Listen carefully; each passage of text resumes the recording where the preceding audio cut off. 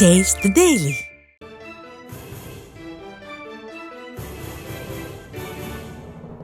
அண்மைச் செய்தியை பார்த்து வருகிறோம். சேலம் கொண்டலாம்பட்டியைச் சேர்ந்த அதிமுக நிர்வாகி மர்ம நபர்களால் கொடூரமாக வெட்டி கொலை செய்யப்பட்ட சம்பவம் பரபரப்பை ஏற்படுத்தியுள்ளது. கொலைகாரர்களை கைது செய்ய கோரி அதிமுகவினர் திரண்டனர். இது தொடர்பான கூடுதல் விவரங்களை வழங்குகிறார் நமது செய்தியாளர் மதியழகன். மதியழகன், வணக்கம். இதை பற்றிய முழு விவரங்களை எங்களுக்கு சொல்லுங்க. வணக்கம் மணிபாரதி. சேலம் மாநகர் மாவட்ட கழகத்திற்கு உட்பட்ட கொண்டலாம்பட்டி பகுதி கழக செயலாளராக செயல்பட்டு வந்தவர் சண்முகம்.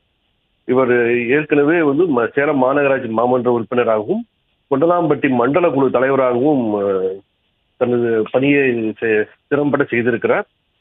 அது மட்டுமல்ல, அதிமுகவில் அப்பகுதியில் செல்வாக்கு நிறைந்த நபராகவும் இருந்து வந்துள்ளார். நேற்றைய தினம் இவர் தனது இரவு 9:45 மணி அளவில் இரவு தனது அலுவலகத்தில் இருந்து இருசக்கர வாகனத்தில் வீட்டுக்கு சென்று கொண்டிருந்த போது சஞ்சீவராயன்பேட்டை மாரியம்மன் கோவில் 4வது தெரு அந்த பகுதியில் மர்ம நபர்கள் அவரை தடுத்து நிறுத்தி சராமாரியாக வெட்டியிருக்கிறார்கள். இந்த சம்பவத்தில் அவரது தலைப்பகுதி முற்றிலுமாக சேதமடைந்து சம்பவ இடத்திலேயே அவர் உயிரிழக்க நேரிட்டது.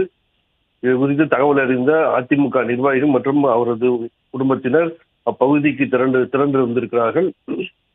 அது மட்டுமல்ல, அந்த நபர், அதாவது கொலை செய்தவர்களை உடனடியாக கைது செய்ய வலியுறுத்தி அதிமுகவினர் அங்க போராட்டத்திலும் ஈடுபட்டார்கள்.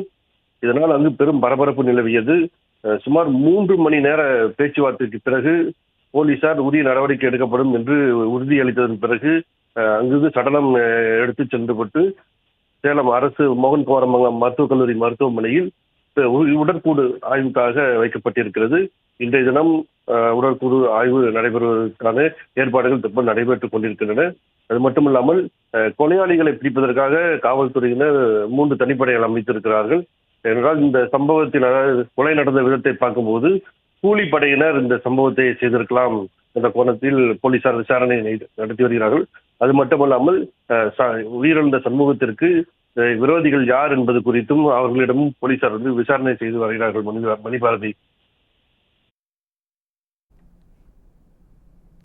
விவரங்களுக்கு நன்றி மதியழகன்.